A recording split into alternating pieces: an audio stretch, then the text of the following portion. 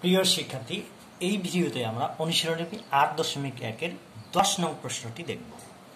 তো এইখানে প্রমাণ করতে হবে যে আয়তের সন্নিহিত বাহু মধ্যবিন্দু সমূহের যোগে যে চতুর্ভুজ হয় তা একটি রম্বস। তো প্রথমে আমরা জেনে নেই আয়ত কি। তোমরা হয়তো সবাই জানো যে আয়ত হচ্ছে এমন একটি চতুর্ভুজ যে চতুর্ভুজের বিপরীত বাহুগুলো সমান।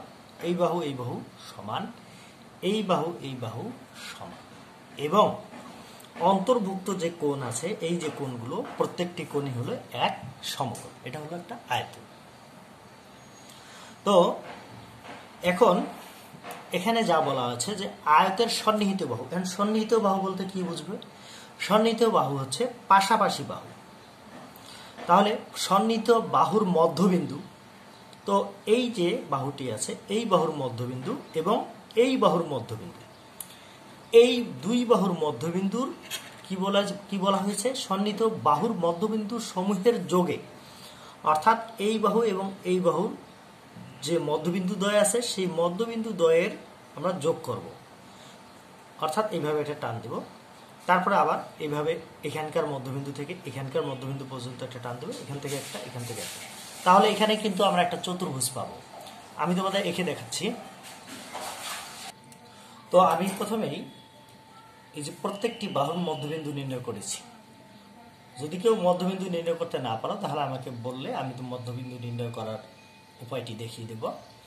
এরপরে যে কাজটি করতে হবে, এই মধ্যবিন্দু যোগ করতে হবে।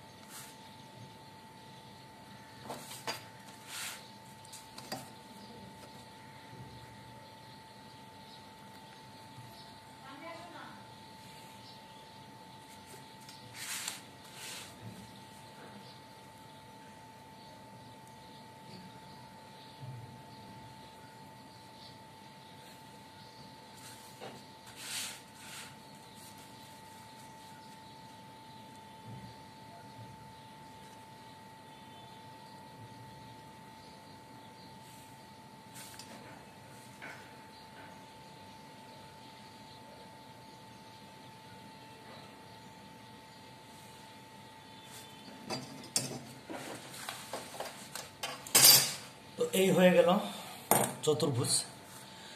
এই মধ্যবিন্দু, এই মধ্যবিন্দু, এই মধ্যবিন্দু, এই মধ্যবিন্দু, আবার এই মধ্যবিন্দু, এই মধ্যবিন্দু, আবার এই মধ্যবিন্দু, এই মধ্যবিন্দু, অর্থাৎ এই মধ্যবিন্দুগুলো আমরা যোগ করে নেব। যোগ করে নিলে আমরা একটা চতুর্ভুজ পেয়ে যাব। তো আমাদেরকে প্রমাণ করতে হবে এই যে চতুর্ভুজটি এটি একটি রম্বস। তো রম্বস কাকে বলে এটা তোমরা নিশ্চয়ই জানো। রম্বস হচ্ছে যে চতুর্ভুজের চারটি বাহু সমান, তাকে রম্বস বলে। তাহলে আমাদেরকে কি করতে হবে? আমাদের প্রমাণ করতে হবে যে এই চারটি বাহু সমান রয়েছে। তো বন্ধুরা, লেটস স্টার্ট। কিভাবে আমরা প্রমাণ করতে পারি? তো এখন আমরা যে কাজটা করব সেটা হলো বিশেষ নির্বাচনটা লিখে নেব। তাহলে আমি লিখছি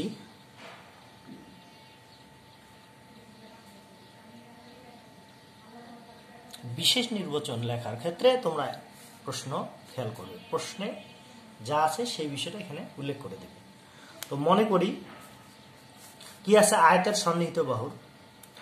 আচ্ছা, আমরা মনে করি এ বি সি ডি আয়তের।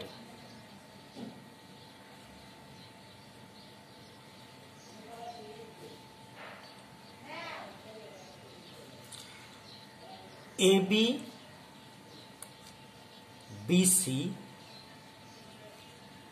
সিডি ও এডি বাহুর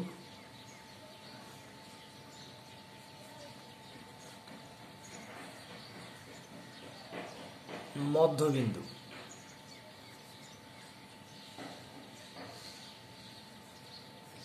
যথাক্রমে, তাহলে এবি এর মধ্যবিন্দু কি? এই যেটা। তো এটার আমরা একটা নাম দিই। ধরো এটার নাম আমরা দিলাম ই, এটার নাম দিলাম এফ, এটার নাম দিই জি, এটার নাম দিই এইচ। তাহলে আমরা কি পেলাম,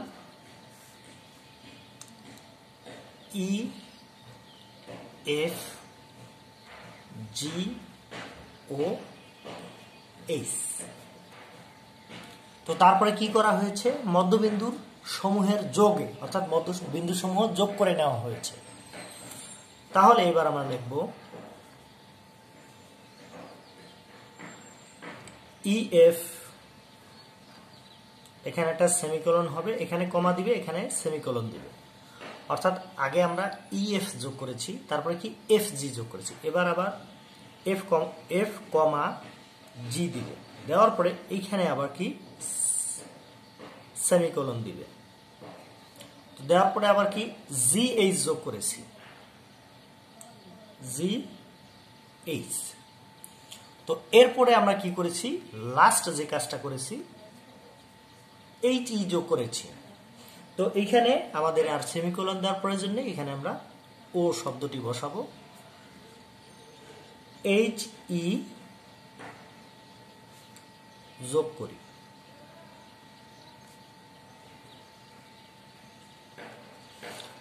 তাহলে ভিতরে যে চতুর্ভুজটি পেলাম সেটির নাম হচ্ছে ইএফজিএইচ। এই ইএফজিএইচ চতুর্ভুজটি একটি রম্বস, এটা আমাদের প্রমাণ করতে হবে।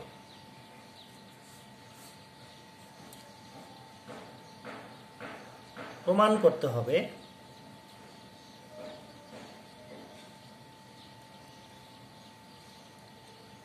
ইএফজিএইচ একটি রম্বস।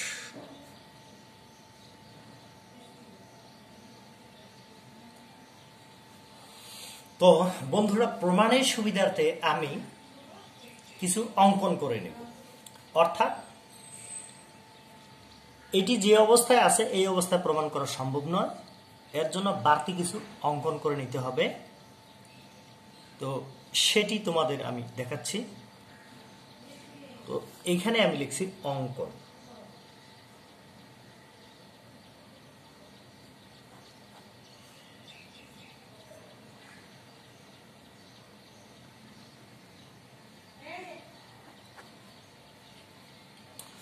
অঙ্কন কি, এ সি বি ডি যোগ করব।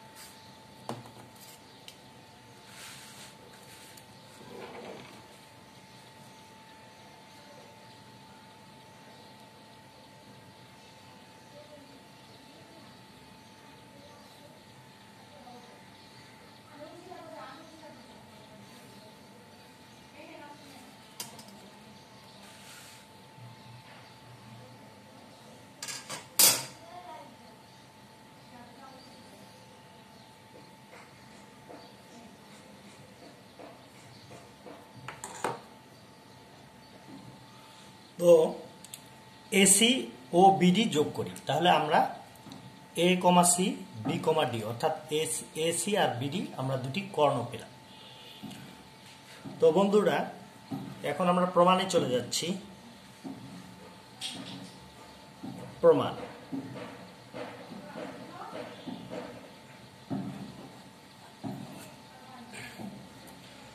প্রমাণ কি করব, এই যে এবিসিডি একটি আয়ত, এবিসিডি আয়তের এসি এবং বিডি দুটি কর্ণ।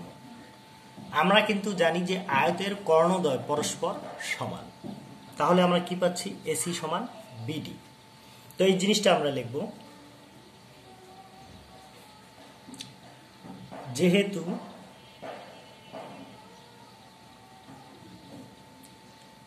এবি সিডি একটি আয়ত এবং এসি ও বিডি দুটি কর্ণ, অতএব এসি সমান বিডি। এটার যথার্থতা তোমরা লিখে দিতে পারো যে আয়তের কর্ণদ্বয় পরস্পর সমান। তো যথার্থতা আমি এখানে ব্র্যাকেট দিয়ে লিখছি।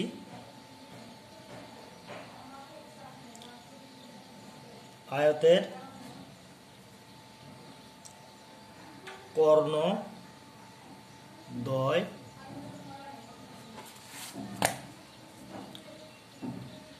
পরস্পর সমান। তো এসি সমান যদি বিডি হয় তাহলে কি অবশ্যই হাফ এসি সমান হাফ বিডি হবে। অর্থাৎ এসি এবং বিডি যদি পরস্পর সমান হয় তাহলে এসি কে অর্ধেক করলে এবং বিডি কে অর্ধেক করলে এই অর্ধেক অংশগুলো আবার পরস্পর সমান হবে।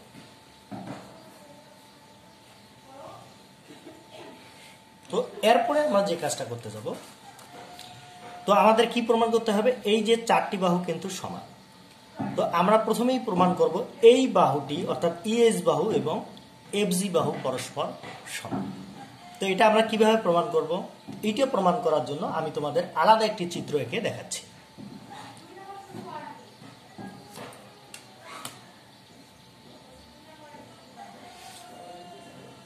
তো আলাদা চিত্রে আমরা এ বি ডি ত্রিভুজটি আঁকব, অর্থাৎ এ বি ডি এই ত্রিভুজটি আমরা এঁকে নেব। তো আমি তোমাদের এইখানে এঁকে দেখাচ্ছি।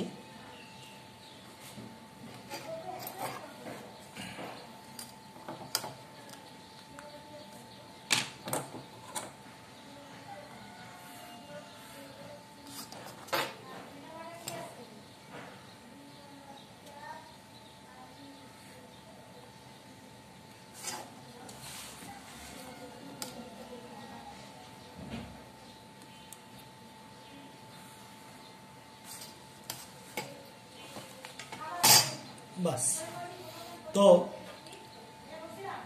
ওই সময় তোমাদের আমি মধ্যবিন্দু কিভাবে আঁকতে হয় সেটা দেখাতে পারিনি, এখন আমি দেখাচ্ছি। অর্ধেকের বেশি পরিমাণ অথবা সমান, মোট কথা অর্ধেকের বেশি পরিমাণ ব্যাসার্ধ নিতে হবে। অর্ধেকের বেশি পরিমাণ ব্যাসার্ধ নিয়ে উভয় দিকে এভাবে দুটি বৃত্তচাপ রাখতে হবে। তারপরে আবার এদিকে দেওয়ার পরে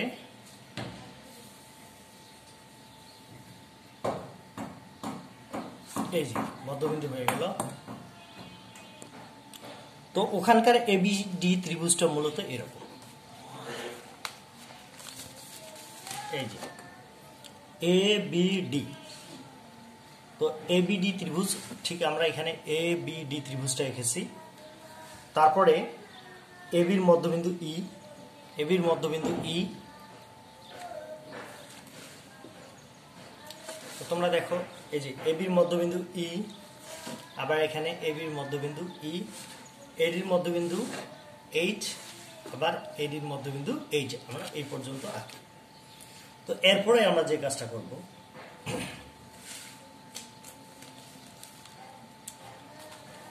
সেটা হলো আমরা একটা ফর্মুলা জানি।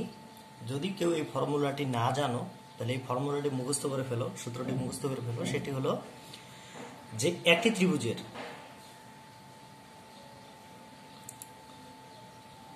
যে কোনো দুই বাহুর মধ্যবিন্দুর সংযোগে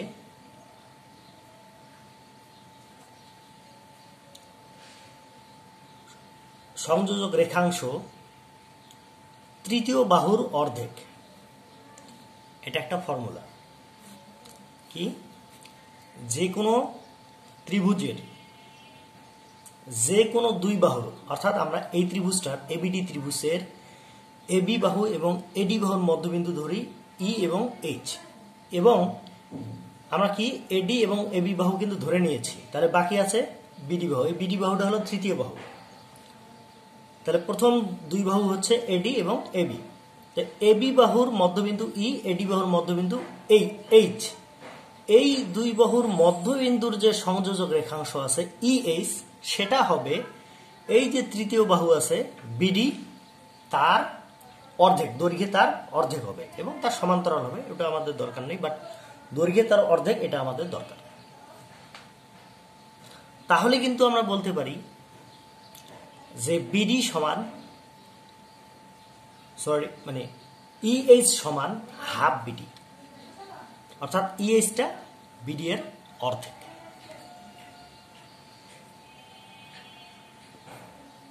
যাই হোক, তোমরা এই বিষয়টি বুঝতে পেরেছো আশা করি। তো তোমাদের এটা আঁকার প্রয়োজন নেই, জাস্ট এখন আমরা যে জিনিসটা লিখব, ত্রিভুজ A B D A B ও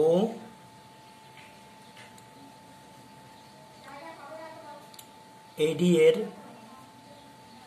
মধ্যবিন্দু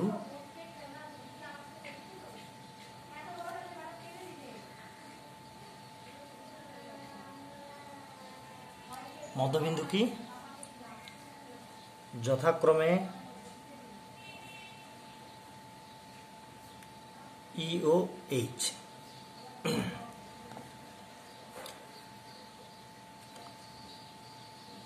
অতএব আমরা লিখব, কি লিখব, EH equal to half BD. তো EH equal to half BD এটা কিভাবে হলো, ওই যথার্থতা আমরা ওই সূত্রটি এখানে লিখে দেব। যেহেতু কি ত্রিভুজের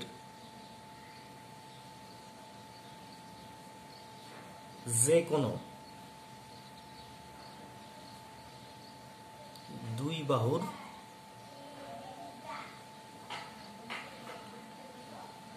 মধ্যবিন্দুর, তাহলে ওই ফর্মুলাটাই আমরা এখানে লিখব। ত্রিভুজের যে কোনো দুই বাহুর মধ্যবিন্দু সংযোজক রেখাংশ তৃতীয় বাহুর অর্ধেক এবং সমান্তরাল। আমাদের সমান্তরাল এটার প্রয়োজন নেই, বাট তোমরা সূত্রটি মুখস্থ রাখো। তো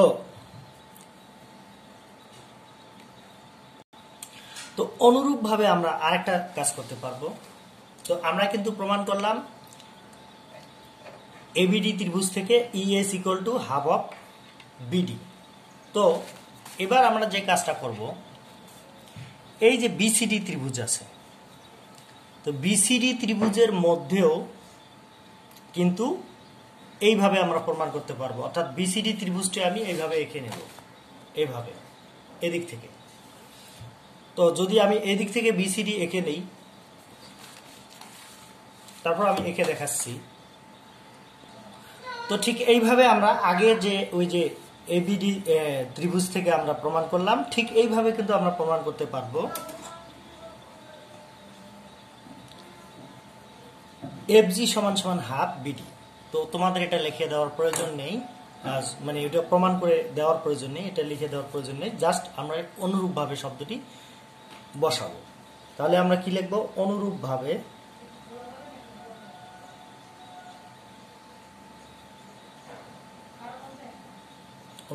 কি F G equal to half BD. Okay, তো তাহলে কিন্তু আমাদের প্রমাণিত হলো যে ES equal to F G. কারণ ইএস যদি হাফ বিডি সমান হয়, এফ জি যদি হাফ বিডি সমান হয়, তাহলে কিন্তু তারা পরস্পর সমান, অর্থাৎ ES equal to F G. তো বন্ধুরা, ঠিক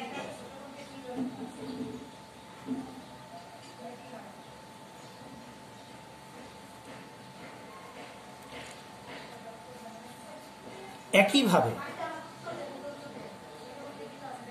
এখানে লিখি আমরা একইভাবে। তো আমরা কি কাজ করলাম, আমরা এই দুই বাহু সমান প্রমাণ করলাম। তো এবার আমরা কি কাজ করব, এই দুই বাহু সমান প্রমাণ করব। তাহলে আমরা একইভাবে কিন্তু এই দুই বাহু সমান প্রমাণ করতে পারি। তো সেই কথাটা আমরা এখানে লিখব, একইভাবে কি ইএফ সমান জিএইচ, ইএফ ইকুয়াল জিএইচ। তাহলে আমাদের কাজ মোটামুটি শেষের দিকে, অর্থাৎ আমরা প্রমাণ করেছি এটা সমান এইটা, এটা সমান এটা। এখন এই বাহু যদি এই বাহুর সমান প্রমাণ করা যায় তাহলেই আমাদের সমস্যাটির সমাধান হয়ে যাবে। তাহলে এই বাহু আর এই বাহু সমান হয়ে গেছে, এই বাহু এই বাহু সমান হয়ে গেছে। এবার এই বাহু যদি সমান হয় তাহলে এই বাহু যদি এই বাহু সমান হয় তাহলে এই বাহুটাও এই বাহু সমান হবে। কিভাবে? এই বাহু সমান হবে, অর্থাৎ চারটি বাহুই পরস্পর সমান হয়ে যাবে। তো এখন আমরা কিভাবে প্রমাণ করব যে এই বাহু আর এই বাহু সমান সেটা? তাহলে আমরা এখন লিখি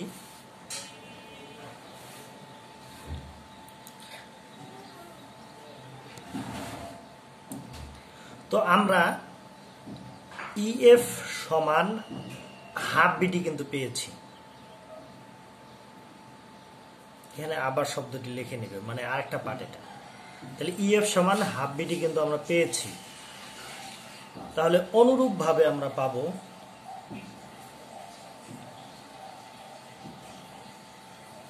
কি পাবো? এই যে দেখো, যদি ইএইচ সমান হাফ বিডি পাই তাহলে আমরা ইএফ সমান হাফ এসি পাবো।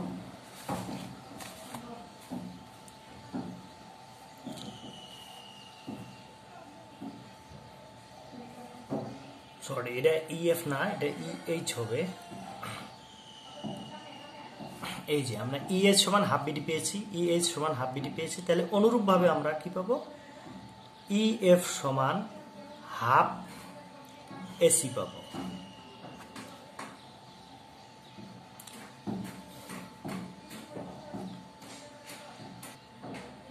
তাহলে আমরা ইএফ সমান হাফ এসি পেলাম। তো আমরা কিন্তু প্রথমেই প্রমাণ করে এসেছি যে হাফ এসি সমান হাফ বিডি। তাহলে হাফ এসির মান হলো ইএফ। তো এখন আমরা যে জিনিসটা লিখবো, অতএব ইএফ ইকুয়াল টু, আবার হাফ বিডির মান হলো ইএইচ। তাহলে আমরা ইএফ এবং ইএইচ সমান প্রমাণ করতে পারলাম। তো এখন আমাদের কাজ শেষ।